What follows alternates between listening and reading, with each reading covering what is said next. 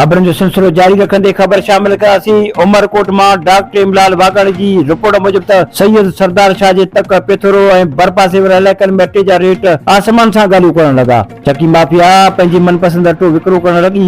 AC पेथोरो जी जुर्मानी लॻाइण बावजूद को बि फर्क़ न पियो। चकी माफिया इहो जुर्मानो आवाम खां वसूल करे वरितो आहे। एसी पेथोरो निंड सुतल आहे, का बि कार्रवाई अमल में न आई। शहरनि जे एहतिजाज खां पोइ कंहिं क़िस्म जी हिमायत न ॾिनी वई ऐं कंहिं बि क़िस्म जो नोटिस बि न वरितो वियो। आवाम ते ज़ुल्म बरक़रार। एसी पेथोरो रेट लिस्ट जारी न कई। अटो सरकारी अघ ॾियण बदा ॿियो जेको आहे विकिरो थियण लॻो ऐं महांगो थी वियो। इलाइक़े वासियुनि जो चवणु आहे असीं 2 टाइम जी वेले मानी खाइण लाइ परेशान आहियूं। असांजे एहतिजाज रिकॉर्ड करण बावजूद को बि अमल न थियो आहे, न ई कोन जो रद्द अमल ज़ाहिर थियो आहे। हिननि सैयद सरदार शाह खे अर्ज़ु कयो त असांजे इन मामले जी जांच छाब इनकारी करे अटे माफिया ख़िलाफ़ सख़्त कार्रवाई कई वञे, जीअं असांजे पंहिंजे पेट गुज़र सुठे नमूने करे सघूं। वितर रमज़ान मथो आहे। रमज़ान सबबि सस्तो अटो विकिरो थियण बदा वेतर महांगो थी वियो आहे।